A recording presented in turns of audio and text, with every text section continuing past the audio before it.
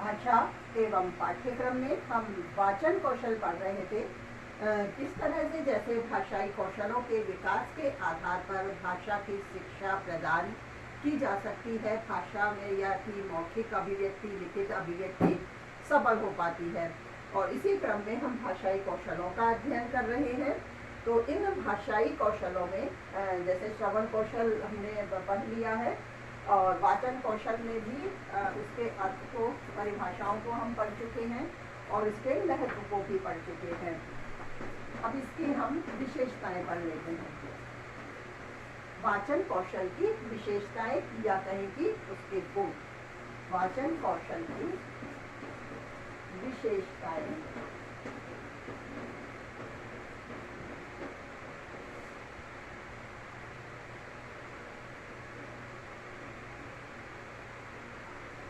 एवं गुण।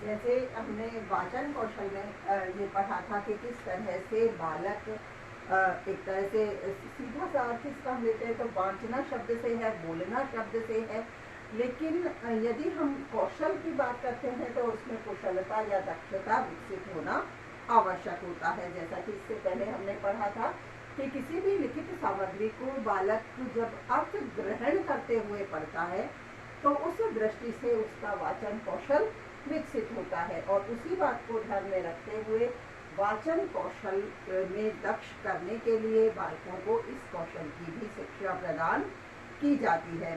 तो जो वाचन है एक तरह से हम ये कह सकते हैं कि एक प्रकार की यह भी क्या है, एक कला है। और इस कला को विकसित करने के लिए या इस कला की संपन्नता में कुछ गुण हैं या कुछ विशेषताएं भी होती हैं जिनका हमें ध्यान रखना चाहिए। तो उन विशेषताओं को हम पढ़ लेते हैं। जैसे कि कहें कि जो प्रत्येक शब्द है या प्रत्येक अक्षर है, जो भी हम कोई भी वाक्य पढ़ रहे हैं तो प्रत्येक वाक्य में कुछ ना कुछ शब्द होते ही हैं। तो यदि हम वाक्य के प्रत्येक अक्षर और शब्दों को शुद्ध रूप से पढ़ेंगे, शुद्ध या स्पष्ट रूप से उनका उच्चारण करेंगे, तो हमारा जो वाचन है वो स्वतः ही किस तरह का हो जाएगा, शुद्ध रूप से उच्चारित होगा। तो इस तरह से हमें सबसे पहले इसकी विशेषता क्या है, प्रत्येक अक्षर या शब्द को, प्रत्येक अक्षर या शब्द को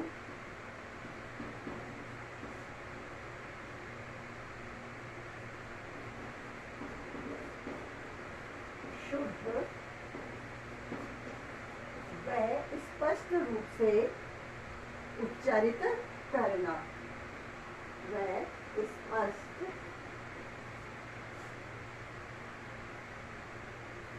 रूप से उच्चारित करना।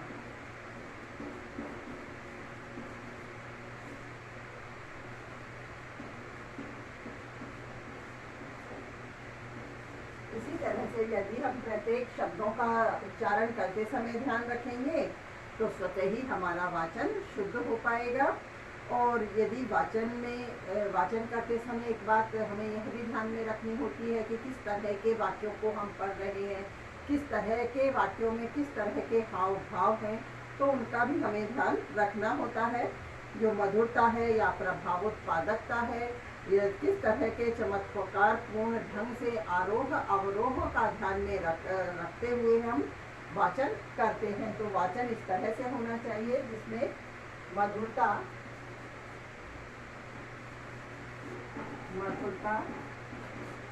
प्रभावोत्पादकता,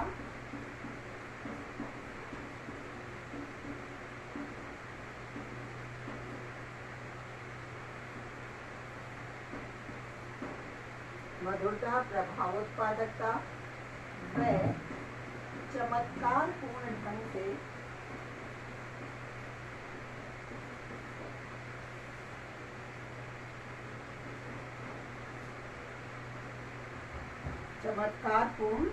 ढंग से आरोह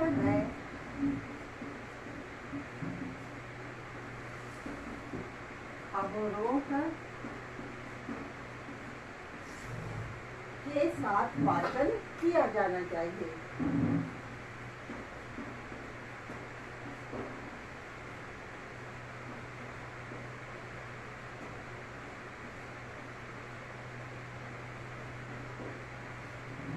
वाचन किया जाना चाहिए।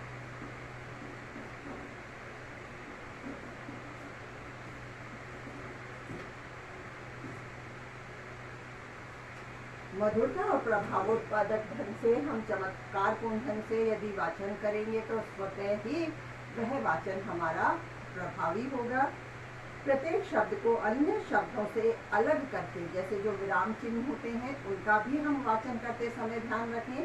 तो जो प्रत्येक शब्द है उन्हें अन्य शब्दों से ठीक प्रकार से अलग करते हुए सही ढंग से उनका उच्चारण करना चाहिए और उच्चारण करने में सही बल और विराम का ध्यान रखना चाहिए कि कहाँ किस अक्षर पर कितना बल दिया जाना है या किस समय अक्षर के बाद, किस शब्द के बाद कहाँ विराम चिन्हों के अनुसार रुकना होता है, कितना विश्राम करना होता है।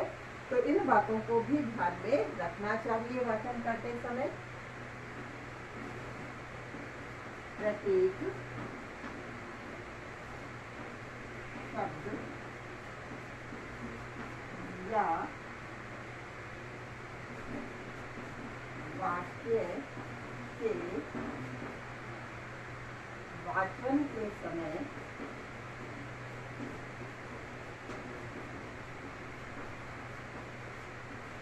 उचित बल व विराम चिन्हों का ध्यान रखना चाहिए।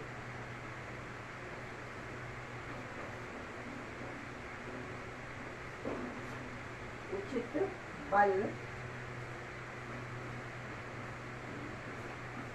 व विराम चिन्हों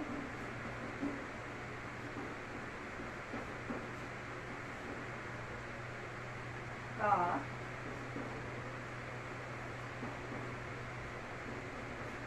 ध्यान रखना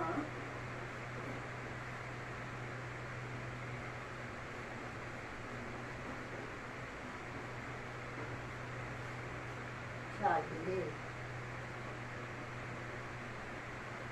आवश्यकता अनुसार उचित भाव भंगिमाओं का होना तथा समान गति से पढ़ना भी वाचन को प्रभावी बनाता है। वाचन के समय जैसे वे मेज आदि का सहारा भी नहीं लिया जाना चाहिए, इसका भी ध्यान रखना चाहिए।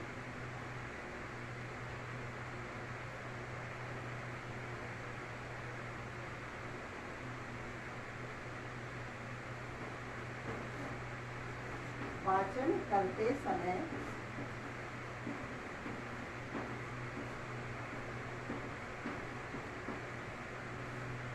उचित भाव भंगिमाओं का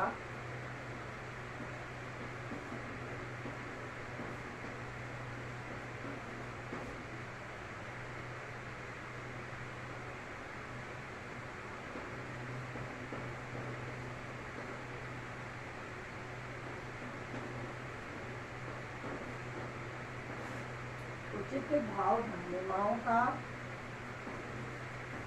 ध्यान रखना चाहिए।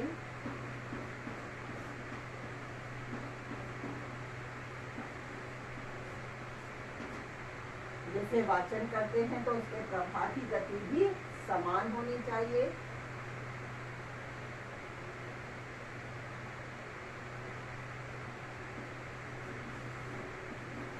वाचन समान गति से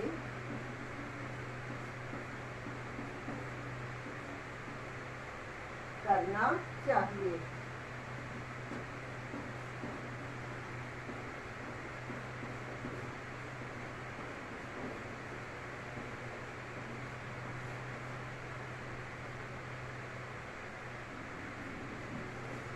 इसी तरह से जैसे जो वाचन करते हैं तो उस समय मेज आदि का सहारा भी नहीं लेना चाहिए। वाचन करते समय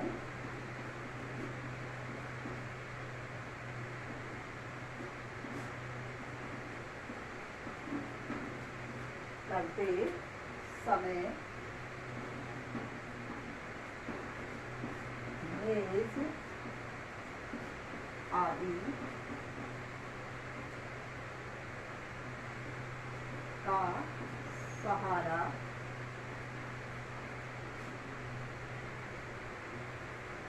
नहीं लेना चाहिए।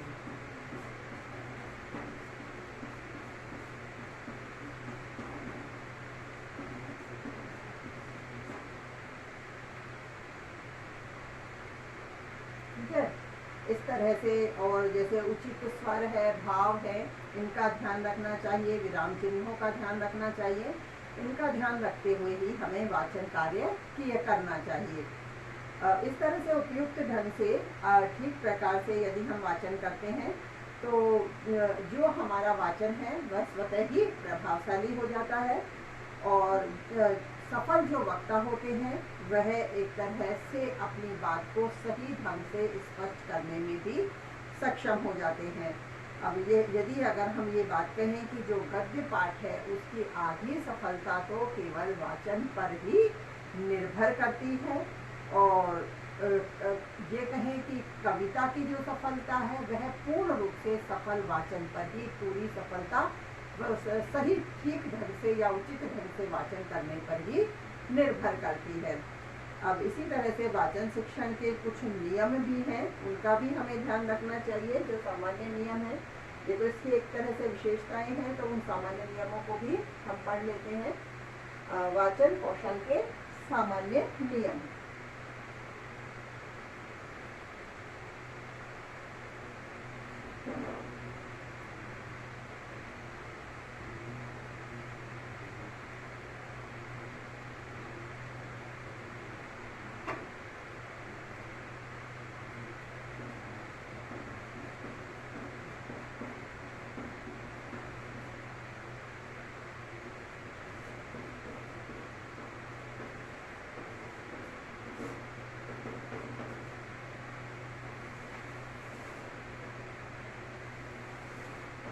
नियम में भी हमें इस तरह का ये ध्यान रखना चाहिए कि किताब को किस तरह से हमें पकड़ना है, किस तरह से कितनी दूरी रखनी है, उच्चारण में किस तरह से आरोह अवरोह, जैसे अभी हमने कुछ बातें लिखी थी कि किस तरह से उसमें उचित स्वर है, भाव भंगिमाएँ हैं, आरोह अवरोह का हमें ध्यान रखना है। तो वही सब एक तरह से वाचन कौशल के नियमों में भी रखे जाएंगे। जैसे पुस्तक के पढ़ने का हम ध्यान रखें तो पुस्तक को बाएं हाथ की कोहनी पर 45 डिग्री का कोण बनाते हुए हमें अपने नेत्र हैं, अपनी आँखें हैं, उनसे 1.5 फीट की दूरी पर पकड़ना चाहिए। और जैसे जो हमारा दाहिना हाथ है उससे हमें भावों का किस तरह से प्रकाशन करना है, उन भावों के प्रकाशन के लिए दाहिने हाथ का उपयोग किया जाना चाहिए। जैसे हम बात करें पहले नियम की, सबसे पहले कि जैसे वाचन करते हैं, वाचन से अर्थात किसी न किसी पुस्तक या किताब को हाथ में लेकर ही उसका वाचन करना होता है, पढ़ना होता है। तो इस दृष्टि से सबसे पहले वाचन में हमें पुस्तक के पकड़ने का ढंग पता होना चाहिए। पुस्तक बाएं हाथ में, पुस्तक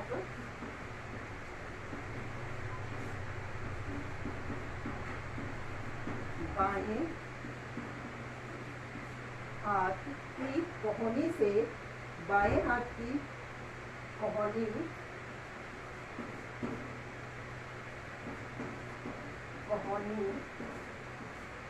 पर 45 डिग्री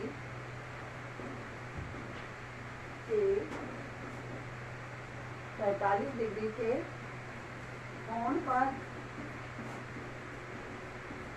वह नेत्रों से,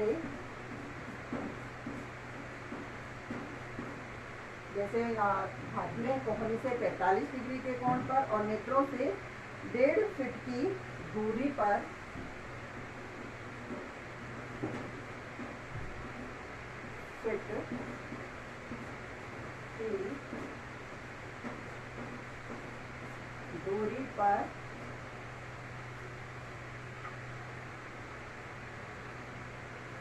पकड़नी चाहिए।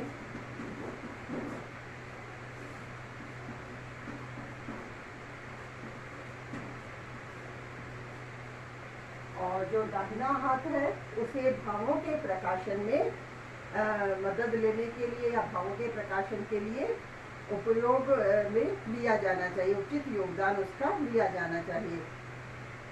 ये नहीं कि जैसे हम बाएं हाथ में पुस्तक को पकड़कर खड़े हैं तो दाहिने हाथ का कोई उपयोग नहीं कर रहे हैं।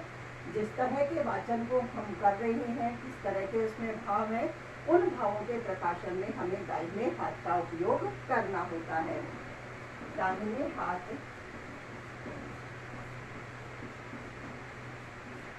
का उपयोग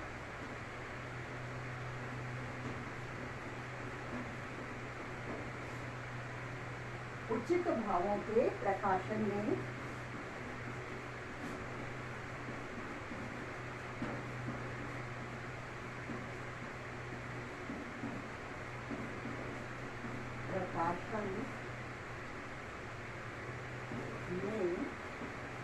किया जाना चाहिए।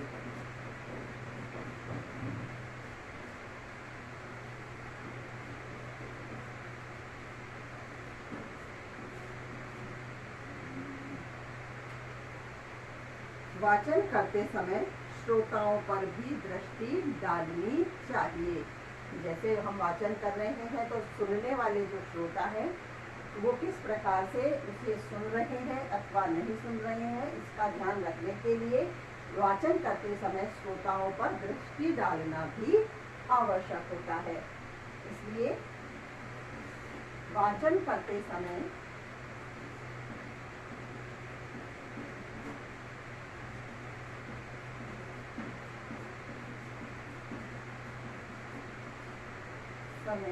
श्रोताओं पर भी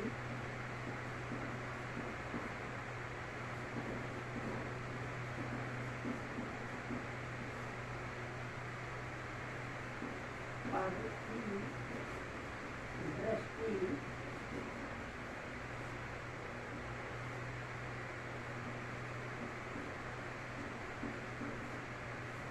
डालनी